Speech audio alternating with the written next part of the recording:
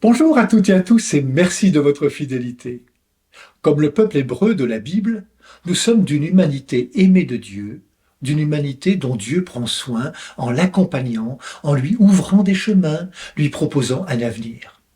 Nous pouvons découvrir à tout instant de notre exode un Dieu qui nous rejoint dans notre histoire.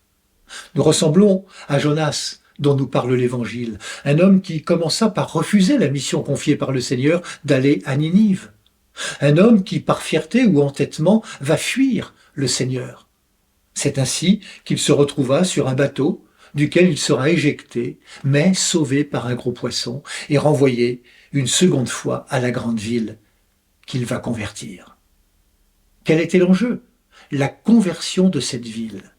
Cette conversion, c'est ce retournement auquel nous sommes nous-mêmes invités, comme Jonas, pour accomplir non pas notre volonté, mais celle du Seigneur. Le Seigneur, en nous rejoignant sur nos routes humaines, si incertaines et parfois si troublées, désire nous ouvrir au-delà de nos seules préoccupations. Il nous ouvre au monde et nous fait participer à son projet de vie.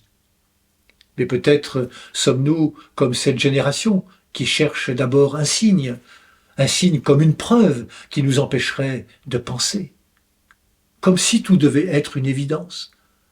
Mais Dieu ne sera jamais une évidence, car il se laisse trouver.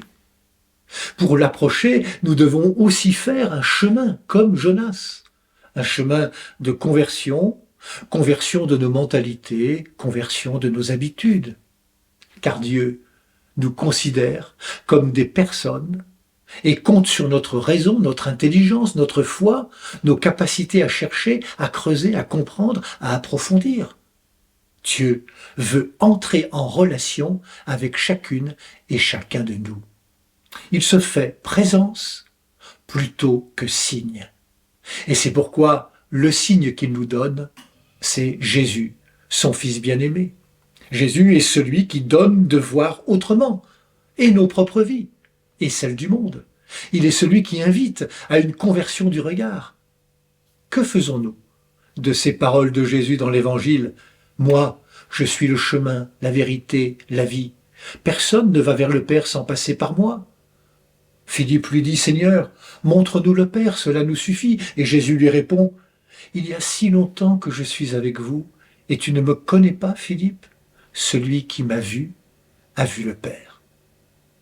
Par notre baptême, notre confirmation, nous avons été ouverts au Christ, nous avons revêtu le Christ, nous avons été choisis pour être ses porte-paroles. Nous avons reçu le plus grand don, le don de la foi en Christ et en son Église. Qu'est-ce que je fais au quotidien pour partager ce don avec mes frères et sœurs d'aujourd'hui? Notre témoignage peut devenir un signe.